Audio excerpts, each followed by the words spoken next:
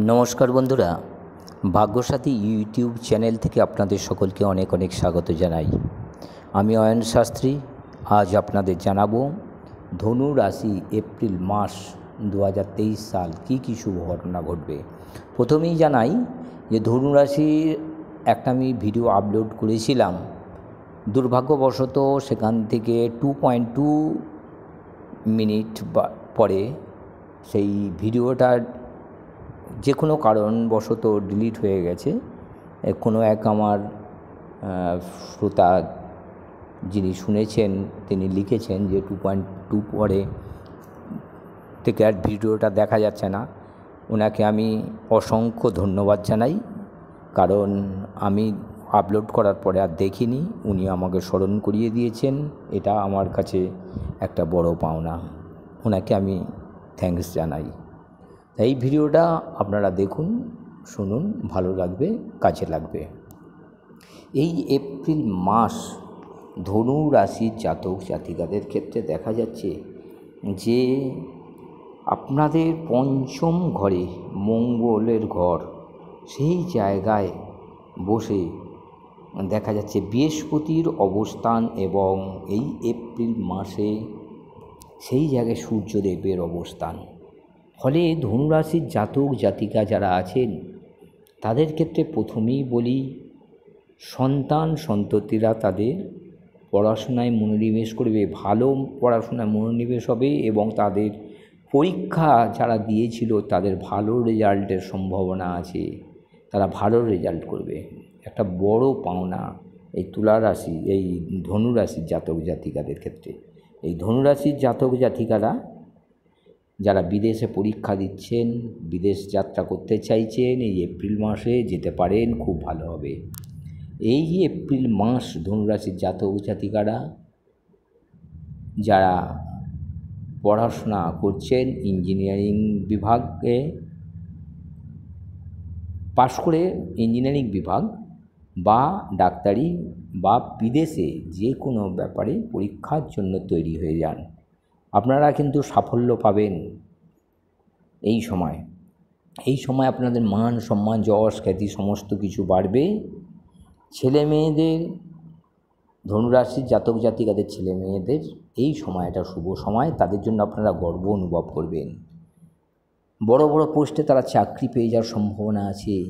এই পড়াশোনার দৌলতে তারা সরকারি চাকরি পাওয়ারও সম্ভাবনা কিন্তু উজ্জ্বল হয়েছে। দেখা যাচ্ছে যে সরকারি বিভাগ কোথায় বর্ডার সিকিউরিটি ফোর্স, পুলিশ বিভাগ, সাবমেরিন, মেরিন ইঞ্জিনিয়ার যারা আছেন তারা চাকরি পেয়ে যাবেন। যারা বর্ডার সিকিউরিটি ফোর্সে আছেন, নেভিতে চাকরি পেয়ে যেতে পারেন, বর্ডার সিকিউরিটিতে চাকরি পেয়ে যেতে পারেন। এই সমস্ত জায়গায় চাকরি পাওয়ার কিন্তু সম্ভাবনা আছে। তাছাড়া বিচার বিভাগের জায়গায় চাকরি পেয়ে যাওয়ার কিন্তু সম্ভাবনা আছে। এই সময় দেখা যাচ্ছে যে মীন রাশিতে রাহু ও বুধের অবস্থান, চতুর্থ ঘরে বৃহস্পতির ঘর। ফলে যতটা আপনাদের ক্ষয়ক্ষতি হওয়ার সম্ভাবনা ছিল কিন্তু ততটা হবে না। বৃহস্পতি কিছুটা হলেও গার্ড করে দেবে, এবং বুধ থাকার জন্য এই ঘরে আপনারা যারা জায়গা জমি ক্রয় করতে চাইছিলেন, ফ্ল্যাট বাড়ি ক্রয় করতে চাইছিলেন, কিনতে পারেন। গাড়ি কিনতে চাইছিলেন, গাড়ি কিনতে পারেন। এই সময়টা কিন্তু যথেষ্ট ভালো।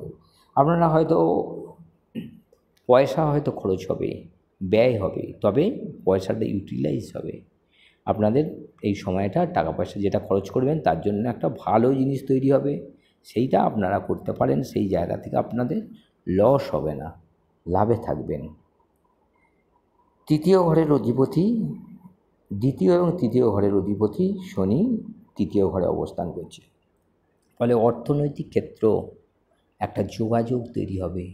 সেটা কোথা থেকে আসবে না, ভাই বোনেদের কাছ থেকে একটা অর্থনৈতিক ক্ষেত্র তৈরি হবে। অর্থাৎ বিষয় সম্পত্তি বিক্রি হতে পারে, সেই জায়গা থেকে টাকা আসতে পারে। দীর্ঘদিন বাবা মায়ের গচ্ছিত অর্থ ছিল, সেগুলো বগড়া হতে পারে, সেখান থেকে টাকা আসতে পারে। বা বাবা মা কোথাও ফিক্সড ডিপোজিট করে রেখে দিয়েছিল, শেয়ার কিনে রেখে দিয়েছিল, বা কোথাও এমন জায়গায় গচ্ছিত রেখে দিয়েছিল, পাচ্ছিলেন না, হঠাৎ করে পেয়ে যাবেন। এবং সেই সমস্ত জায়গায় ভাই বোনেরা কিন্তু সবাই বগড়া পাবে, এবং প্রত্যেকের ঘরেই এই ধনুরাশির জাতক জাতিকাদের টাকা যাবে। টাকা ঢুকবে ঘরে।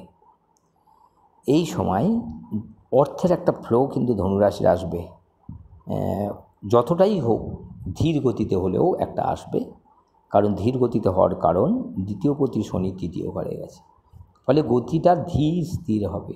কারণ ভাই বোনেরা যেখানে আছে সেখানে কিন্তু গতিটা প্রচণ্ড গতিতে হবে না, তাদের কথা মতো তাদের সঙ্গে টিটিং করে দেখা যাবে যে তবে কিন্তু আসবে। ফলে এই সময়টা দেখা যাচ্ছে যে যথেষ্ট ভালো। এবং এই এপ্রিল মাস মেষ রাশিতে শুক্র এবং বৃহস্পতি, ফলে যারা প্রেমের সঙ্গে যুক্ত আছেন তাদের কিন্তু প্রেমটা সুদৃঢ় হবে। যারা প্রেম করতে চাইছেন তাদের প্রেম হয়ে যাবে, প্রেমে আপনাদের সাফল্য আসবে। প্রেম আপনাদের দুই পরিবারের মধ্যে যদি যোগাযোগ ভালো করা যায়, যদি যোগাযোগ করা যায় তাহলে কিন্তু প্রেমটা বিয়ে পর্যন্ত করাতে পারে। অর্থাৎ প্রেমিক প্রেমিকার মধ্যে একটা বন্ধন তৈরি হবে, একটা সুদৃঢ়তা আসবে এবং একে অপরকে বুঝবেন, একে অপরকে চিনতে পারবেন, একে অপরের উপরে ভরসা রাখতে পারবেন, বিশ্বাস সব কিছুই আপনাদের বাড়বে। ফলে প্রেমের জায়গাটা সুদৃঢ় হবে এই ধনুরাশির জাতক জাতিকাদের ক্ষেত্রে।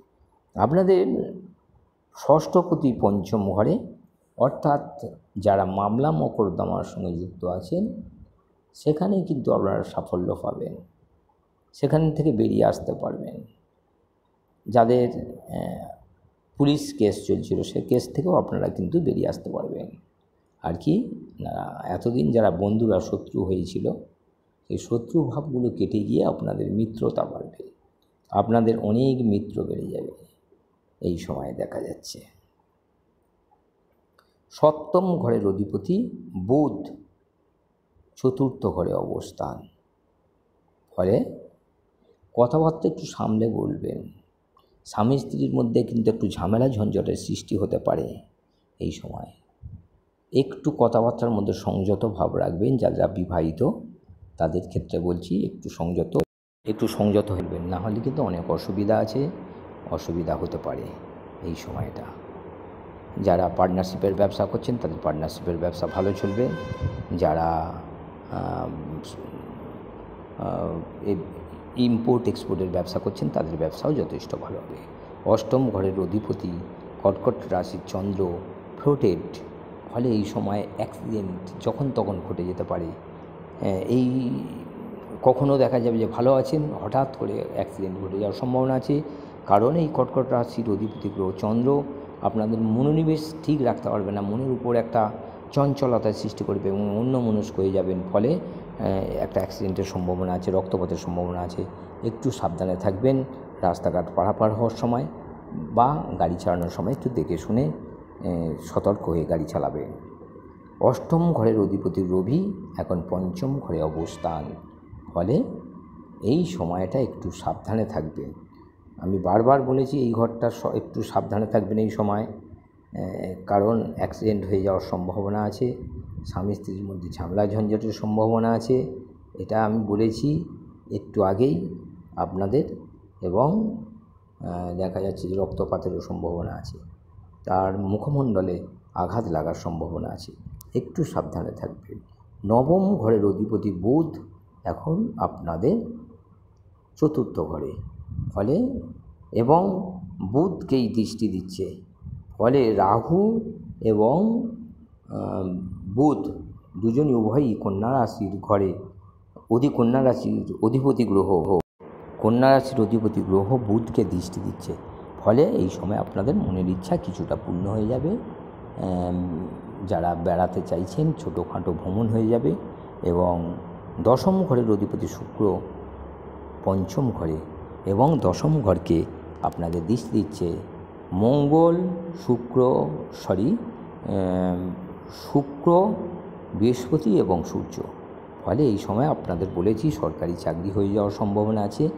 আপনারা পরীক্ষা দিন, যথেষ্ট ভালো সময়। তবে যারা ব্যবসা করতে ইচ্ছুক, সাদা দ্রব্যের ব্যবসা, শৌখিন দ্রব্যের ব্যবসা করুন এবং সোনার ব্যবসা করুন, দারুণ চলবে। একাদশ ঘরের অধিপতি মঙ্গল এখন আপনাদের দ্বাদশ ঘরের অধিপতি মঙ্গল। এই লাভের ঘরে আপনাদের শুক্রের অবস্থান, ফলে এই সমস্ত জায়গা থেকে লাভের কিন্তু একটা আশা আছে। এই সময় যথেষ্ট আপনাদের আয় বাড়বে, কারণ লাভের ঘরে দেখা যাচ্ছে যে লাভের ঘরের অধিপতি গ্রহকে শুক্র, বৃহস্পতি এবং রবি দৃষ্টি দিচ্ছে, ফলে বিভিন্ন দিক থেকে আপনাদের লাভের একটা জায়গা তৈরি হবে।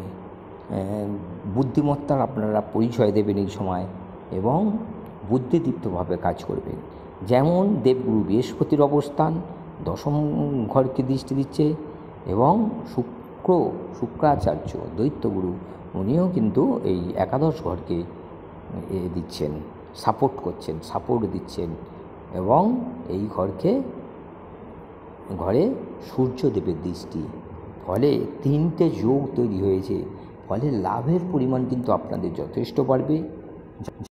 যারা ব্যবসা করছেন ব্যবসা কিন্তু দারুণ চলবে এই সময়। আপনাদের আমি বারবার বলেছি ব্যবসা আপনাদের সুন্দর চলবে এই সময় এবং আয় আপনাদের প্রচুর হবে। এই ধনুরাশির জাতক জাতিকাদের ক্ষেত্রে মঙ্গল দ্বাদশ ঘরে আছে, তাহলে ব্যয়টাও কিন্তু যথেষ্ট বাড়বে। একটু সাবধানে ব্যয় করলেই কিন্তু আপনারা যথেষ্ট গেন করবেন এই এপ্রিল মাসে ধনুরাশির জাতক জাতিকারা। নমস্কার বন্ধুরা, আজ এই পর্যন্ত আমার আপডেটসগুলো দেখতে থাকুন। ভালো লাগলে এবং কাজে লাগলে আপনার বন্ধুবান্ধব আত্মীয় স্বজনদের শেয়ার করবেন। নমস্কার।